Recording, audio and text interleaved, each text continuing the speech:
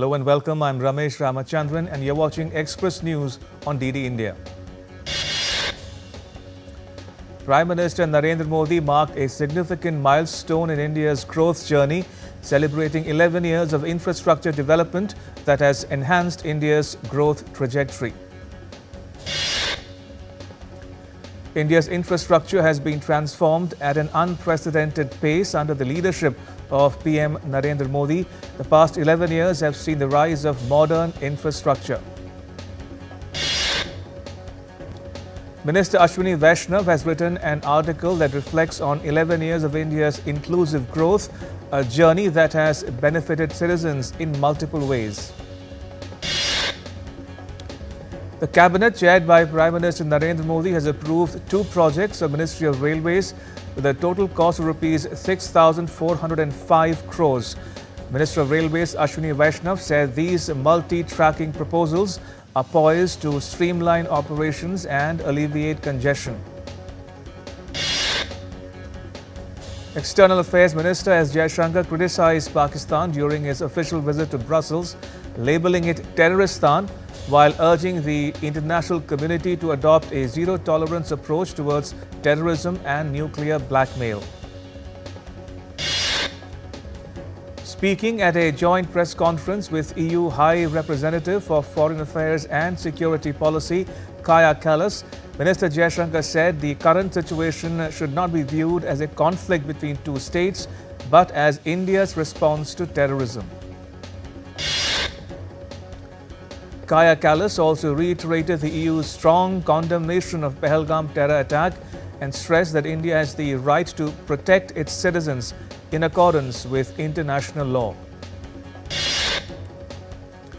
The 2 sides concluded the first India-European Union strategic dialogue and held productive discussions on deepening cooperation in defense, maritime security, counter-terrorism, cyber, AI, space and defense industry collaboration. On Wednesday, Minister Jaishankar met European Parliament's President Roberta Metsola. They discussed further strengthening of India-EU parliamentary ties, building upon shared values of democracy and pluralism. Minister Jaishankar also met European Commissioner for Trade and Economic Security, Maros Sefcovic. The leaders recognized the progress in discussions for a comprehensive, balanced and meaningful FTA agreement between India and the EU. Minister Jaishankar also held a meeting with Joseph Sikela, European Commissioner for International Partnerships. The 2 leaders witnessed signing of a trilateral cooperation arrangement that will benefit the Global South.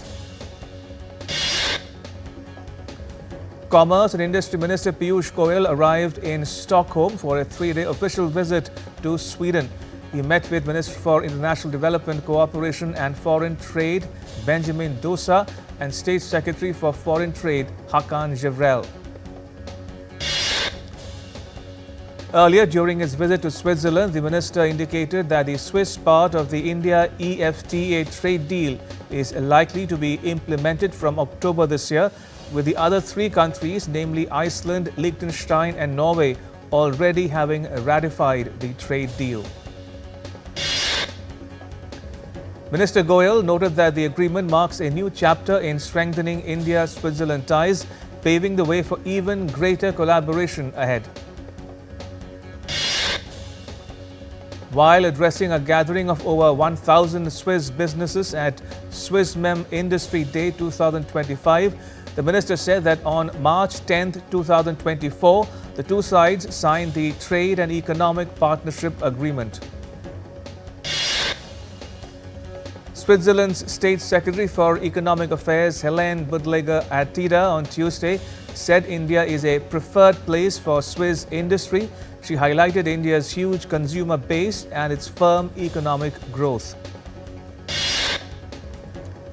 India's Secretary East P. Kumaran met with Dato Sri Amran Muhammad Zain, Secretary General of MOFA Malaysia, and ASEAN leader of senior officials meeting on the sidelines of the East Asia Summit and ASEAN Regional Forum in Penang, Malaysia. Earth Sciences Minister Jitendra Singh met Norway's Minister of Fisheries and Ocean Policy Marianne Sivertsen Næss on margins of UN Ocean Conference in Nice. The two leaders held a fruitful bilateral meeting followed by delegation-level talks. Labour and Employment Minister Mansukh Mandavia, India's Minister of Labour and Employment, delivered the national statement at the plenary session of the 113th International Labour Conference at ILO in Geneva. The minister met members of India's tripartite delegation to International Labour Organization. He discussed with the workers and employers groups about presenting India's perspectives on inclusive and forward-looking labour standards at the global stage. Indian stock markets ended on a positive note on Wednesday with Nifty up 37 points at 25,141. The Sensex added 123 points to close at 82,515. The Indian rupee ended higher at 85.51 rupees against the dollar on Wednesday.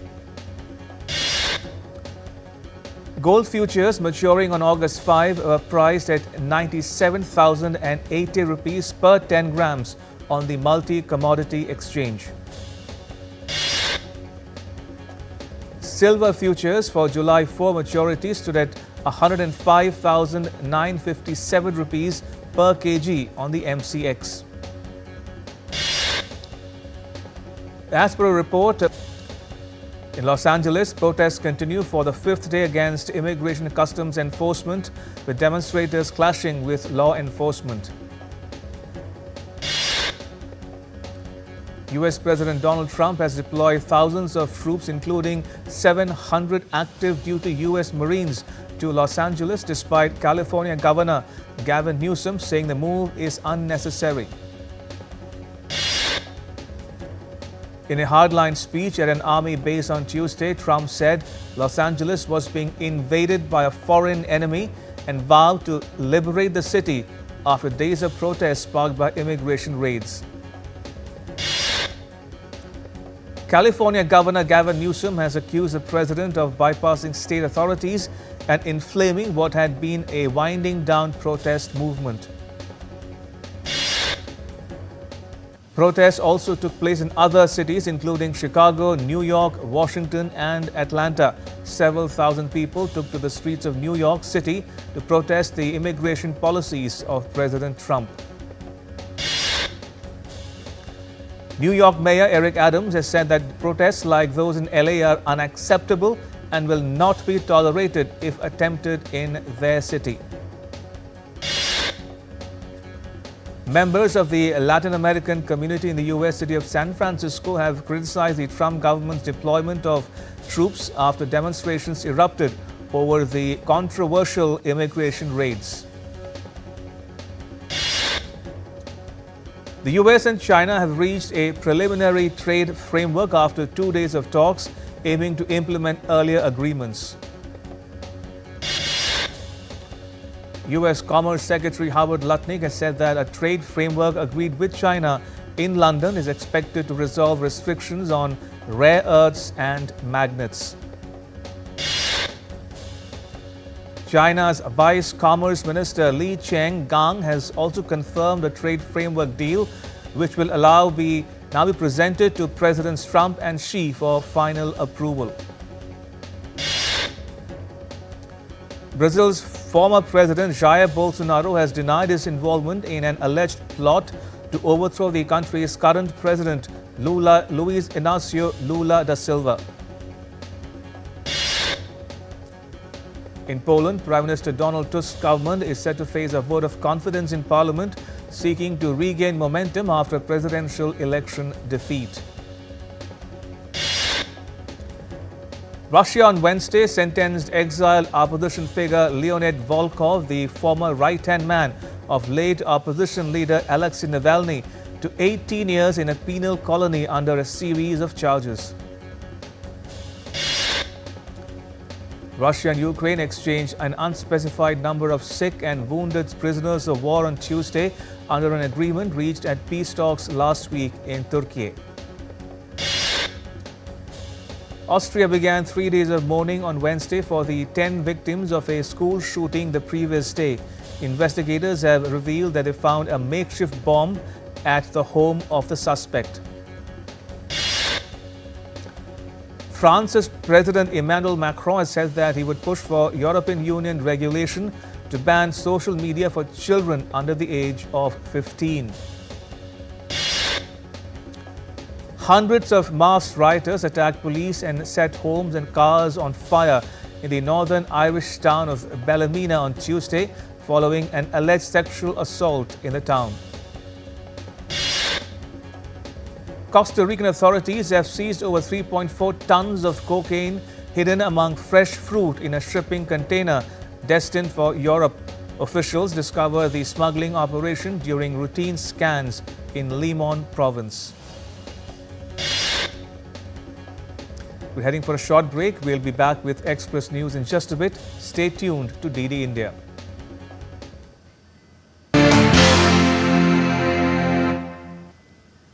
India, a land filled with surprises. In the mighty force of your waters, you hold the deepest secrets that take us back in time. When it's said that the gods walk this land, this is where we feel the warmth of your faces. See hands that mold life. While embracing change, you grow. In you is the land that gives, creates, nurtures, grows, and builds. It's all in you. Come, experience.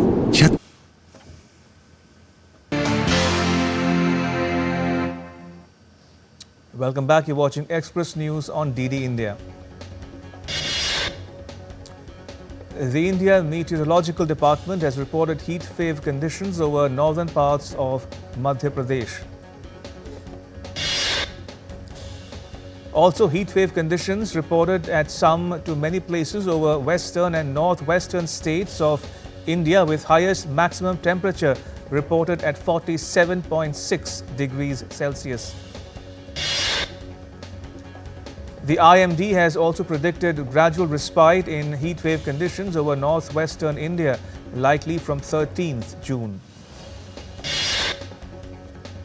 The Weather Observatory has also issued an orange alert for heatwave for India's national capital Delhi on Wednesday, with the maximum temperature for the day's forecast to reach 44 to 46 degrees Celsius. The Jammu Municipal Corporation is using anti-dust guns to curb air pollution amid soaring temperatures. These vehicles help reduce dust pollution and improve air quality. Flood situation in northeastern state of Assam has improved marginally as the major rivers, including Brahmaputra, showed a receding trend because of decreased levels of rain in the past few days. The Weather Department has predicted heavy to very heavy rainfall at a few places and extremely heavy falls at isolated places over South Peninsular India. The scientific network World Weather Attribution said in a report that Greenland's ice sheet melted 17 times faster than the past average during a May heat wave that also hit Iceland. British scientists are raising concerns over a sharp decline in emperor penguin populations as melting sea ice threatens their survival. Warming waters in the Southern Ocean are causing it to disappear too soon. A severe cold front has brought heavy snowfall to South Africa's Eastern Cape. The inclement weather has caused road closures, power outages, and a fatal road accident in the border region between the Eastern Cape and KwaZulu-Natal provinces. Sambhar Salt Lake in the Indian city of Jaipur, a key stop along the Central Asian Flyway, has become a favorite destination for migratory birds, with large numbers of flamingos arriving this season. The Himachal International Film and Art Festival is set to host its second edition from 13th to 15th of June at Kulu. The festival will showcase over 50 films, many of which are not readily available on mainstream platforms. Hanumat Dham in Lucknow hosted a unique art exhibition that seamlessly blended spirituality with creativity. The event featured a diverse collection of artworks inspired by the life and teachings of Lord Hanuman. Japan's Nintendo has said that it sold more than 3.5 million Switch 2 units in the first 4 days of launch, marking the console the company's fastest selling gaming device to date. British strawberry farmers have said that this year's record-breaking spring sunshine and warm days have yielded the cream of the crop, with the harvested fruit bigger and sweeter than usual. A Beijing auction house sold a human-sized Labubu figurine for 1.08 million yuan or $150,000, setting a new record for the blind box toy as it moves from craze to collectible. Turkmenistan has begun its winter wheat harvest. President Serdar Berdi Muhammadov launched the campaign on 29th May, emphasizing its importance for national food security. Now, artificial intelligence will help curb the spread of dengue fever and other mosquito-borne diseases as delegates at the 8th Asian Dengue Summit in Manila come up with the innovation ideas to curb the menace.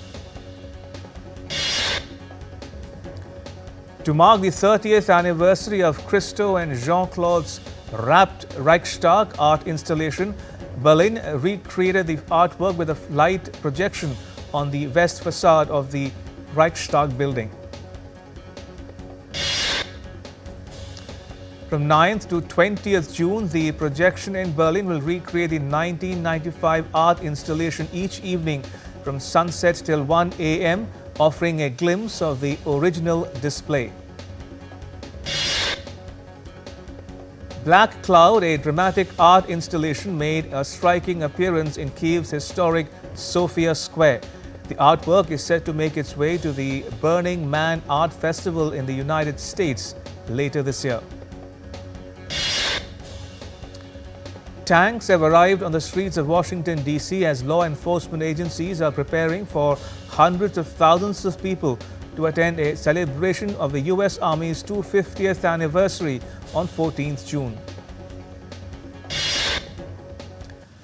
The event, which will coincide with President Donald Trump's 79th birthday, includes an Army Birthday Festival on the National Mall and will culminate with a parade through the Capitol.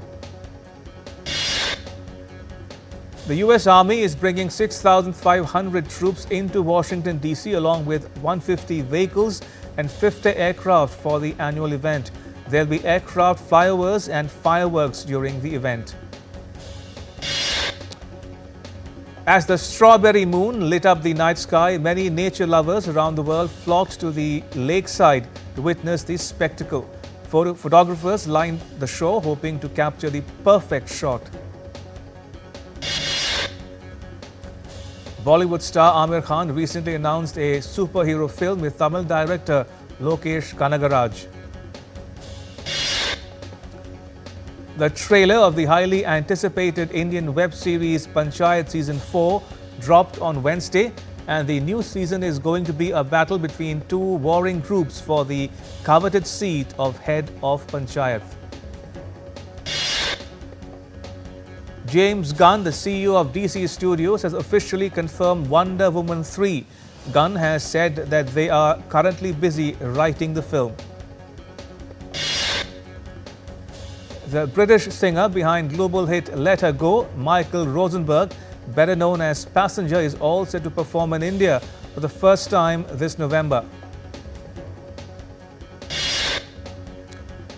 Fans from around the world gathered near a South Korean army base to celebrate BTS members Jimin and Jungkook's completing their 18th-month military service.